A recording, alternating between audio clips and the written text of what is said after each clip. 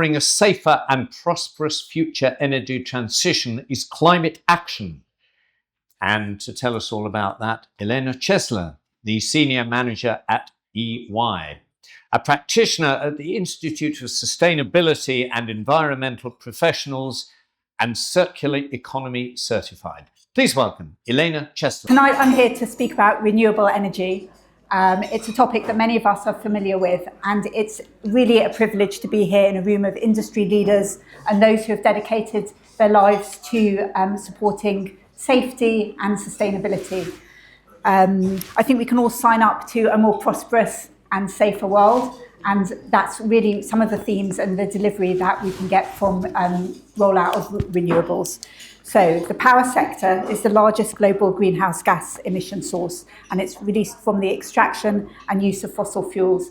And I'm assuming a baseline level of knowledge, and our speakers have already covered some of the topics, but just to give you a little bit of insight, obviously the changes and the extreme weather that we're experiencing, the heat waves, the wildfires, flooding and the storms is as a result of this. And so we must cut carbon emissions by at least half by 2030 and really reduce them to a negligible level by 2050. That's net zero. And the good news is we know how to do this. We have the technology. Renewables, sun, wind, water, organic waste, geothermal and others, together with energy storage, offer clear, clean, affordable and reliable alternatives. According to IRENA, the International Renewable Energy Agency, renewables accounted for 86% of new global power capacity additions in 2023 and 30% of the total global energy mix. And solar and wind are now the cheapest forms of electricity generation in most regions. Wright's law, which observes that technology costs actually drop as production scales, is playing out today globally in the rollout of green energy, with costs continuing to drop for solar and wind. The energy transition is already underway, and it can usher in a safer, more inclusive world for workers, regions, and countries. So first, let's identify emerging ESG trends that are reshaping industry. Resource efficiency is high on the agenda. This is via circular economy models. So the reduction of inputs, designing for remanufacture, reuse and repurpose are central to resource efficiency, bringing cost savings, supply chain security, and reducing or eliminating the environmental degradation from the extraction of virgin resources. So just to give an example, extracting gold, which is a vital component of the electronics, transport, and other industries. Urban mining of electronic waste, so taking electronic products that many of us have got in drawers in our homes or in our offices, and mining those yields up to 80% times more gold per tonne than traditional ore mining. And that's a UNEP stat, which is mind-boggling. And at EY, we're proud of the work that we do, showing how our circularity can support strategic and commercial outcomes for clients. And it also improves material traceability.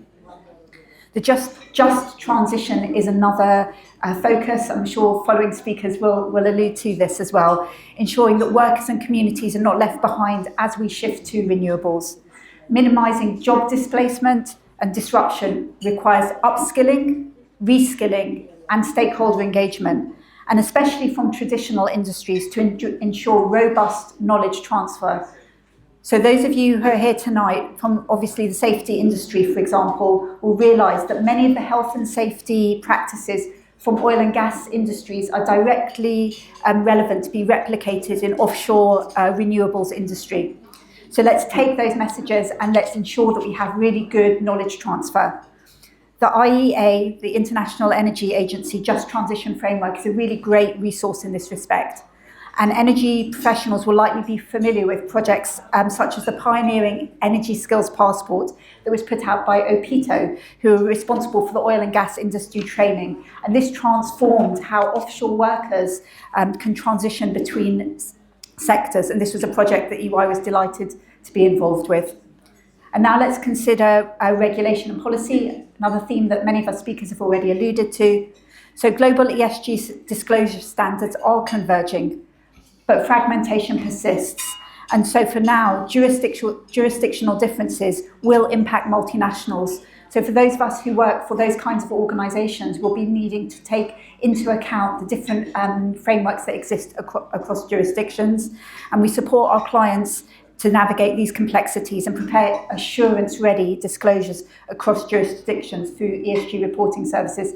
And that's for financial and non-financial reporting. I've spoken a little bit about technology already this evening, and clearly technology can enable ESG performance. This won't be new to you. AI and blockchain are improving ESG data collection, analysis and traceability, enhancing transparency, identifying opportunities to solve problems. For example, clean bio-based materials, so helping accelerate the transition from toxic and persistent fossil fuel-based chemicals to materials that are other than synthetic plastics. So critical because this impacts human health, for example. And this blew my mind that some of you again will be familiar with this, but research cited in Science Journal shows that the average human body now contains almost a teaspoon worth of microplastics. That's either inhaled, ingested or absorbed from fossil fuel-based packaging. Think tea bags, for example, from cosmetics, from clothing, from paint, from carpets, threatens our personal health. So that's a range of horrible nasties, the cancers, the heart disease, the endocrine, hormone disruption, and affecting human fertility. So it's serious stuff. And we want to be able to move away from that. So deploying technology to accelerate research can really help in this way. And digital product passports are another example of how technology can help us with traceability. So EY's work with consumer goods firms shows how DPPs, that's digital product passports, can improve life cycle visibility and compliance with circularity regulations.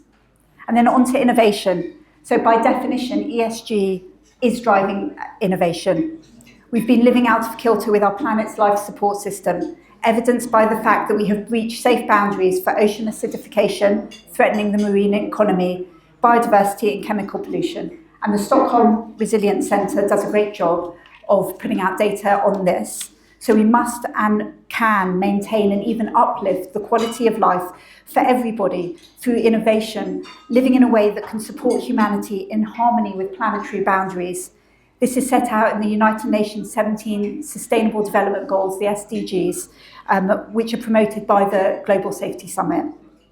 So from product design to R&D, companies are aligning with ESG principles to create low carbon, well-designed with end of life in mind and socially responsible offers, products and services. This drives competitive advantage, opening up new markets, new opportunities and new ways of doing things, and ultimately will help us restore our balance with the world that we live in. Managing transition risks from an extractive, high carbon economy to a regenerative, low carbon economy is critical. The shift to renewables can disrupt jobs, supply chains, and communities, and we discussed the need for workforce reskilling and stakeholder engagement. Inclusive transition planning builds trust and reduces resistance to change. And our work with governments and regional authorities shows how place-based strategies can support vulnerable sectors and communities during the energy transition. And finally, let's talk about building a future-proof ESG strategy, itself a direct way to minimise transition risk. ESG must be enabled and embedded into core business strategy, not a side initiative. Adaptive strategies that incorporate circularity, scenario modelling and predictive planning will position organisations to lead in a low-carbon regenerative future. EY's Sustainability Trends by Sector report shows that firms that with integrated ESG strategies and governance outperform their peers in resilience, innovation and investor confidence. And we've worked with clients across sectors on group strategy refreshes and also implementation. And it would be remiss of me not to mention, in such company as I'm in tonight, our 2025 EY Global Environment, Health and Safety Maturity Study. So this talks about how increased investment in environment, health and safety, EHS, is driving commercial gains from stronger customer relationships to enhance brand value and operational resilience. The study was based on inputs from over 500 EHS professionals and C-suite executives from around the world, possibly many of you in the room tonight contributing to that. So if there's one thing that you do want to add to your reading list as a result of tonight, maybe that's it.